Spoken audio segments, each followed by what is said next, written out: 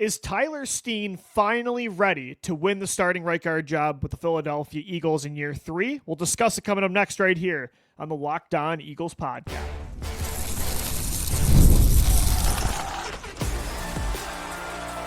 You are Locked On Eagles, your daily Philadelphia Eagles podcast, part of the Locked On Podcast Network, your team every day.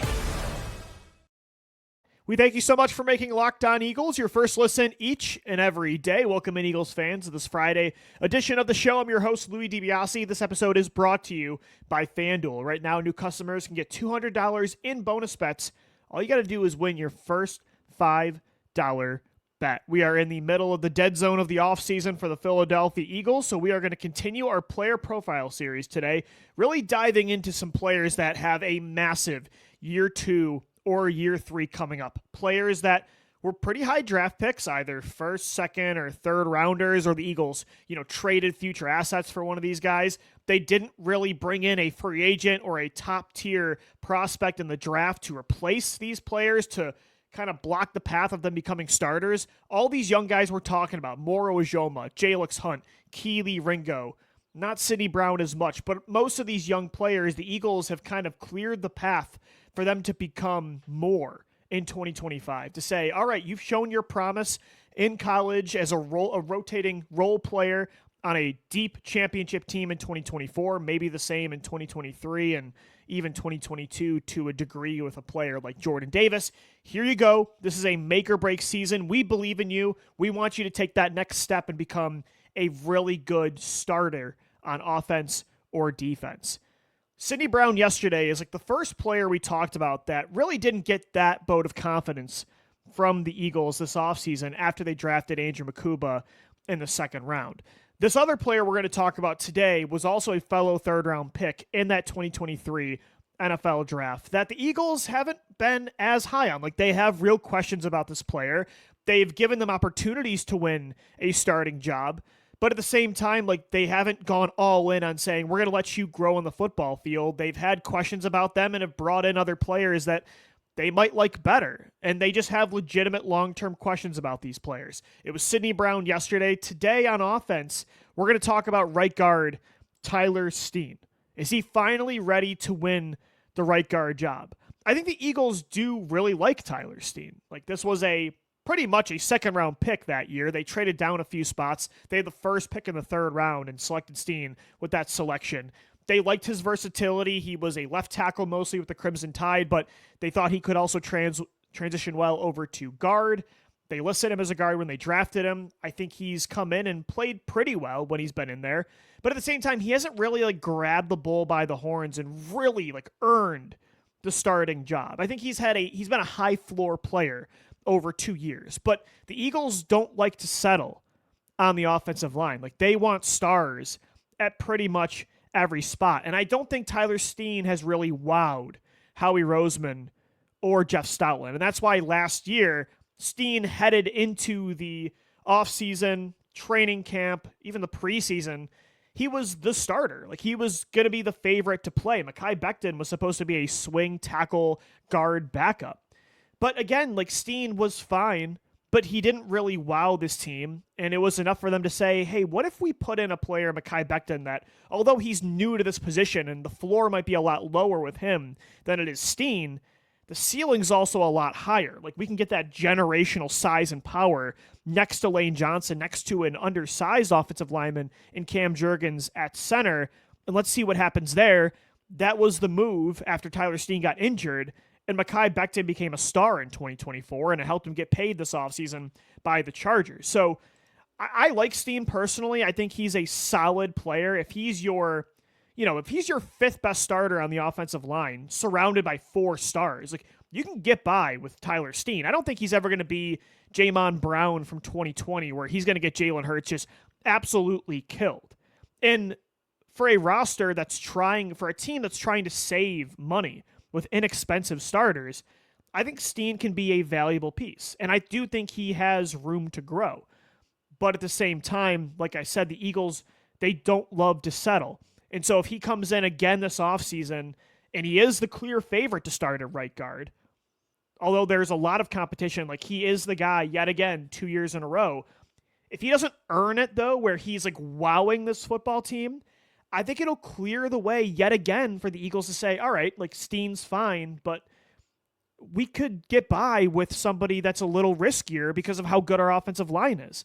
We have this player sandwiched in between two studs in Cam Jurgens and Lane Johnson. Why don't we give one of these rookies, these rookie tackles, the same chance we gave Mekhi Becton to switch over from tackle to guard and continue that trend of a powerful, bigger guard in the power run game? Or what if Drew Kendall earns the job as a center guard, versatile player that has that athleticism to get up to the second and third level and move like Cam Jurgens or Jason Kelsey?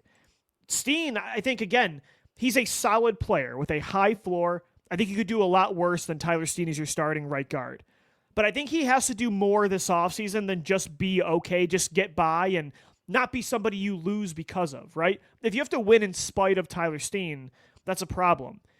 If you win with him, that's fine. But I do think this offseason, to fully convince this football team to use him moving forward at the spot, I think he needs to be a guy you win because of. Like I really do think he needs to wow Jeff Stoutland, Nick Sirianni, Howie Roseman. I think he has to be special this year to really show like, oh, he really did take a big step from year 2 to year 3. Like it's very noticeable. We want to hear from Eagles beat reporters at the NovaCare Complex in July. Like Tyler Steen this year looks like a completely different player. It sounds like he really took seriously this opportunity that he got handed to him yet again. Because although he has a lot of competition and although he did lose the job last year to Mekhi Becton, and he's not the Eagles' favorite prospect they've drafted in the top 3 rounds of the last few draft classes, at the same time, yet again, he is the favorite. He has a lot of competition, but none of these guys are obvious top-tier competitors with him. They didn't even add a player to Mekhi Becton's caliber.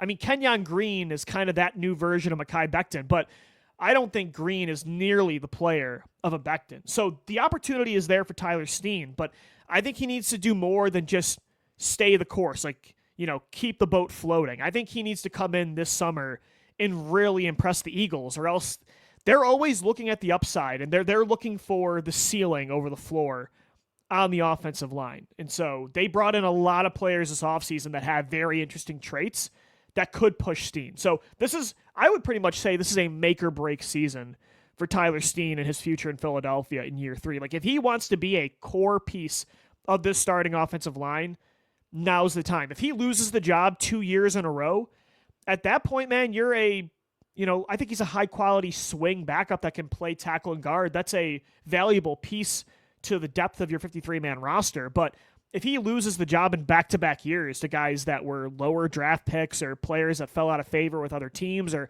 heck, even rookies that don't even play this position naturally, I don't think he's going to be a starter anytime soon after that in Philadelphia. He'll probably, after year 4, he'll have to go somewhere else. So this is a big, big season for Tyler Steen. But at least for him, unlike Sidney Brown, who I was talking about yesterday, even Steen got that path cleared for him, just like Moro Ijoma did, Jalix Hunt, Keely Ringo. The opportunity is there. This is not like Sidney Brown where the roadblock is just right in the middle and there's no way to get by it. They did not draft. If they would have drafted a guard in the first or second round, that's it for Tyler Steen as a starter. Like, that's why I said yesterday, I don't think Sidney Brown can start this year at safety. They drafted a safety in the second round. Andrew Makuba is going to get every opportunity to be the Eagles' starting safety. They didn't do that at right guard. So there it is again, Tyler Steen. The job is yours. Let's see if he takes it in 2025. I want to continue to talk about the right guard competition, though, coming up next, because there are a lot of players that are going to battle Steen for this spot. I do feel like this is as true of an open competition as you can get in the NFL. So we'll talk about who Tyler Steen has to hold off coming up next right here on Locked On Eagles. All right, guys, today's show is sponsored by FanDuel. The NBA playoffs are in full swing. The Timberwolves are now down 0-2 in the Western Conference Finals to just a dominant, historical team, I think, in the Oklahoma City Thunder. The Knicks are down 1-0 to the Indiana Pacers. Game 2 is tonight. Every night has delivered highlight-worthy performances, major momentum shifts, and can't-miss moments. Whether it's a game-winning shot by Halliburton the other day or a breakout player, there's never been a better time to get in on the action. FanDuel makes it easy to stay in the game before tip-off and live. With player props, performance trends, and same-game parlays, fans have more ways than ever to play smart and to win big. New to FanDuel, it's the perfect time to sign up. Head to FanDuel.com, place your first $5 bet. You can bet on player props if you just want to go Knicks money line tonight.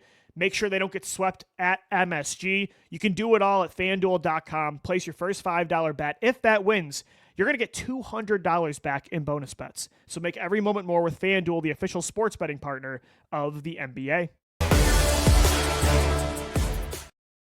All right, we thank you so much for making Locked On Eagles your first listen each and every day. We are locked on Tyler Steen on this Friday edition of the show. Steen, yet again, 2 years in a row, the favorite to start at right guard. The Eagles' former third-round pick in the 2023 NFL Draft. They would have drafted him in the second round, but they knew he'd be there at the top of the third. Traded down a few spots, took him out of the University of Alabama.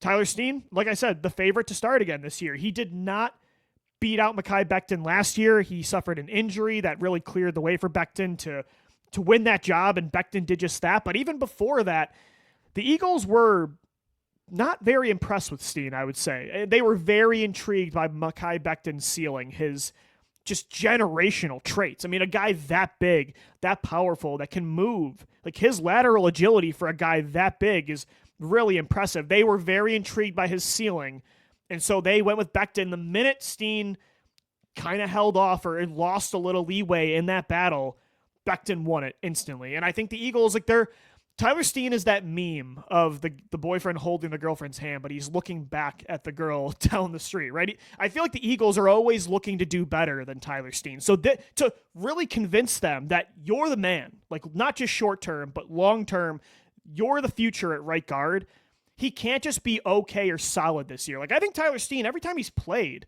the last 2 years, he's been a solid player. Like, I don't think he's ever killed this offensive line. I don't feel like they've really skipped a beat when he is playing. Like last year against New Orleans, he had to come in a really close game in the second half, and I thought he did really well. But the Eagles, again, they don't prioritize the floor a lot with the offensive line. They prioritize the ceiling. They want star power at these positions. And so if Steen doesn't just really, really impress in training camp and show that he took a big step forward from year 2 to year 3, that I do think they're going to start to move their eyes elsewhere across this roster. I'm not saying that it's going to be as much of a given as it was last year with Mekhi Becton getting the job, because I don't think there's a Mekhi Becton on this roster behind Tyler Steen, but there's a lot of intriguing options as well. Kenyon Green, he kind of is this year's Becton-like move. Again, I don't think he's the caliber of player that Becton is, but this is a former top 15 pick in the first round of the NFL Draft back in 2022 that fell out of favor with another team. You hope that his just raw natural abilities that are very intriguing can translate over to Jeff Stoutland University. He can get the most out of yet another offensive lineman, and boom, you stole a player from Houston and got that top 15 talent out of him on the football field. So Kenyon Green is this year's version of Mekhi Becton, but the difference is, if you watch the tape with Green versus Becton when he was with the Jets, I think Becton, the bigger issue a lot in New York was injuries, right? With Green, the tape is just, it's pretty brutal. Like he didn't do a lot of good things to make you feel like he could be this year's Becton when he was with the Houston Texans. But again, the Eagles have, I think, the greatest offensive line coach in the history of the NFL in Jeff Stoutland. And outside of, again, Jamin Brown, how many Eagles offensive linemen have played for Stoutland and weren't at least really solid backups? And when you have a top 15 type of talent in Kenyon Green, he was a top 15 pick for a reason. Like, those are really unique traits. Like, you have to be a really talented football player to be a top 15 selection. If they can get those tools and apply that on the football field, and he puts on better tape this year, he could be this year's Becton. So it's not like it's not like they completely cleared the way and said, we're not bringing in any competition, you're the guy. Like, no, they kind of did the Becton move again this year to a lower degree, but Kenyon Green, he is the number one contender for that spot, and they're going to be intrigued by him. And if he starts to flash that top 15 ability in training camp, Steen, and this is why I said Steen's going to have to do more than just be solid, to just do the bare minimum. Like, he's got to be special this summer. I think they're open-minded to really anybody taking this job. Steen's the favorite, but this is truly as open of a competition as you can get. Like, if you told me Trevor Keegan came in year 2 and was more powerful, more developed, coming out of Michigan, a former national champion, year 2, he wins the right guard job, would I be surprised at all? No, I wouldn't. If you told me that one of these rookies, if the Eagles want to experiment and move another big tackle over to guard, if you told me that Cameron Williams or Miles Hinton or Holland Pierce, if you told me one of those guys won the job, one of these day 3 rookie offensive linemen, if Stoutland got them to progress more than we thought at a new position, I wouldn't be shocked. And I'll tell you this, I've said on the podcast before, I'm a really big fan of Drew Kendall, their 5th round pick out of the University of Boston College. Drew Kendall, he's built more like a center. He played center the majority of the time at Boston College. He's 6'4", 302 pounds. So he's around the same height and weight as Cam Jurgens, who's 6'3", 300, and I think he's 300 straight up. So he's a center. He's built like a Cam Jurgens. But if you told me that Drew Kendall, who really moves well in the open field when it comes to run protection, run blocking, pass pro, his footwork, his athleticism, his IQ is really impressive. If you told me that Drew Kendall won the job, I wouldn't be shocked. If I had to bet money, if you told me that a guy won the job at right guard that wasn't Tyler Steen, Kenyon Green would be the betting favorite on FanDuel, I might put my money on Drew Kendall. I think from just a pure player perspective of who's the best player this camp outside of Tyler Steen that impresses Jeff Stoutland the most, I think it might be Kendall. But at the same time, I do think the Eagles are really intrigued by that. You know, they did it with Cam Jurgens in 2023, moving a center to guard, and it worked out well. I think that would be why they're open-minded to Kendall winning this position. They listed him as a guard/center when they drafted him. That's what he was announced to be. But I think last year with how Becton succeeded moving from tackle to guard, I do think the Eagles are just naturally now intrigued by moving one of those big, powerful players next to Lane Johnson. So I think they're going to try Cam Williams at guard. I think they're going to try Hinton and Pierce at right guard. And so when you count those 4 rookies, when you count Kenyon Green, who I think is the number 1 contender, Trevor Keegan, who I mentioned, and even Matt Pryor they brought back, who's a veteran that has starting experience, last ditch, if none of these young players earn the job, he could be that guy. That's 7 players that I think have a legit chance to win this job that Tyler Steen has to hold off. So it's kind of a Royal Rumble at right guard. I would actually say that this is the most intriguing position battle that the Eagles are going to have in training camp. So Steen is the betting favorite, and the path has been cleared. Like, this is not a Sidney Brown situation where I just think there's no chance Sidney Brown starts this year. Like, Steen is the favorite to start at right guard, but he's got like 6 or 7 players breathing down his neck. And so he has to have a big summer in 2025. If he doesn't, I would consider this Tyler Steen a top of the 3rd round pick as a backup. I consider that a rare Howie Roseman miss over the last few off seasons. And talking about Tyler Steen got me thinking, like, what are the other rare misses Howie has had the last few off seasons? We'll get into that as we wrap up this Friday edition of Locked On Eagles.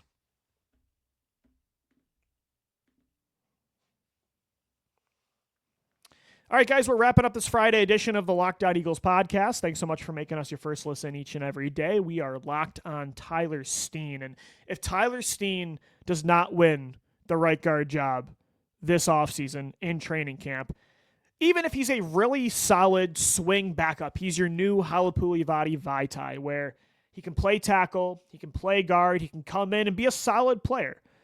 That's an important role to have. Like, you need to have those kind of players on the offensive line. Those players have been instrumental in the Eagles winning and competing for championships. Like I said, Big V. You look at Stefan Wisniewski. This past year, Fred Johnson was a really important part of the Eagles' offensive line room. That's an important player to have, but as a Tyler Steen was the first pick in the third round. I think that was essentially going to be a second rounder, because if they didn't trade down from their day 2 pick in the second round that year, they were still going to take Tyler Steen with that second selection. So to me, if he's not a starter, I would consider that a miss from Howie Roseman. And it'll be a rare miss, because Howie Roseman's track record in the draft the last 4-5 classes, they've been pretty unbelievable. So I would say it's a rare miss. And when I was thinking about that before the show, I started to think to myself, like, what are the other, how many misses does Howie have? Like, if you combine free agency, trades, and the draft, I was trying to think of where this draft pick miss would rank in his bad moves over the last 4 to 5 years. And it's crazy that it's up there, but it's true, because he just hasn't really missed.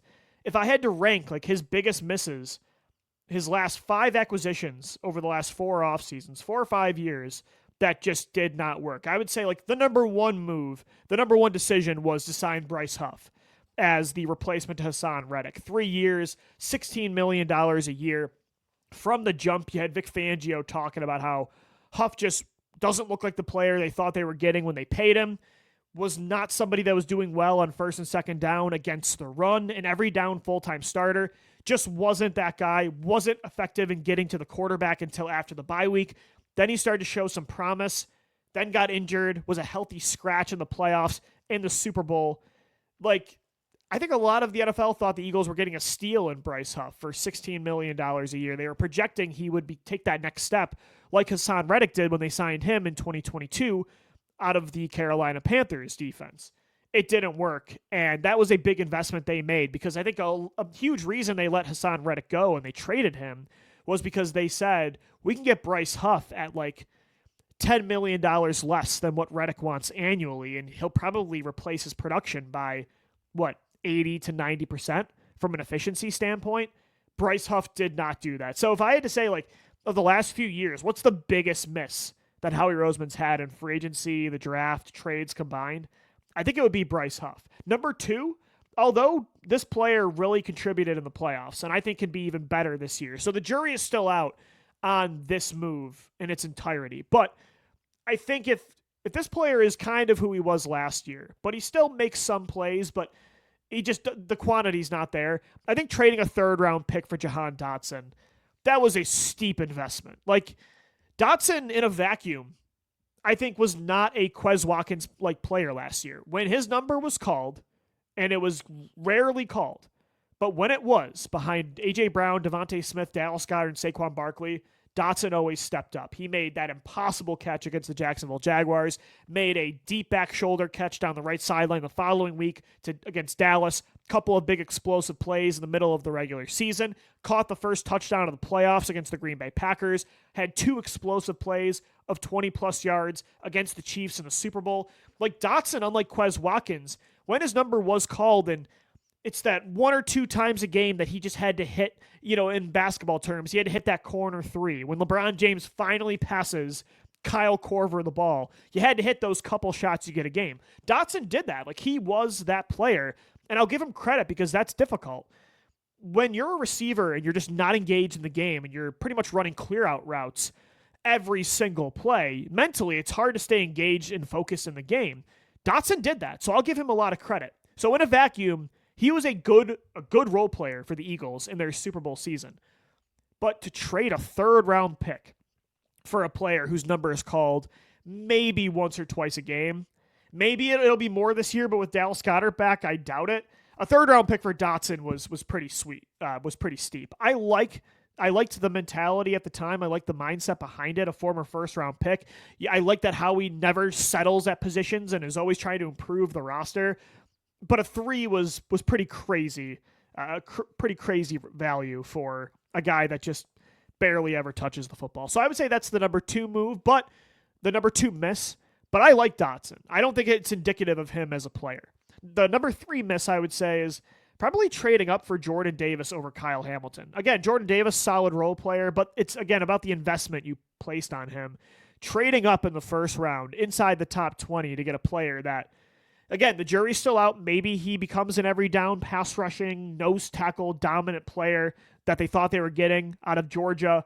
But if he ends up just being like a 2-down run stopper, even if he's elite at that, which I think he is, trading up in the first round for that player, probably not worth it. And especially when you took him over, I think, a star safety in Kyle Hamilton that can do it all. I think that was definitely a miss by Howie. So those are the top 3 misses. Signing Bryce Huff, trading a 3 for Dotson.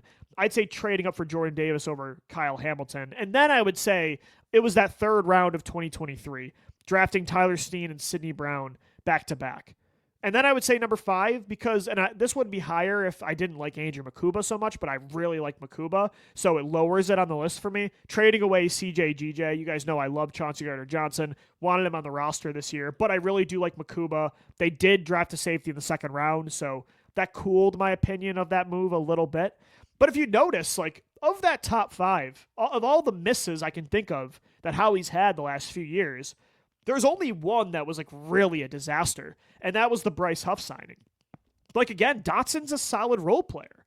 Jordan Davis, solid role player. Tyler Steen, solid role player. I think Sidney Brown this year will be a solid role player. So even if they, if CGJ looks good in Houston, if Makuba's good, that will look like a good move too, because they reset the clock and have a 4-year inexpensive starter at an important position at safety. So even the misses that Howie's had the last few years, it's more about the ceiling of what he thought these players would become, but they've all still shown a pretty high floor. That's how insane, how unconscious of a run this guy has been on over the last few years. So I just thought it'd be interesting, because if Tyler Steen doesn't work out this year, that's considered a miss. Thought about what the other misses would be from Howie's last few seasons, and there's not many to go off of. So what would you think? What would your top 5 be? Hit me up on X at DiBiaseLOE or at Locked On Birds. That's going to do it for today's edition of the Locked On Eagles podcast. Thanks so much for making us your first listen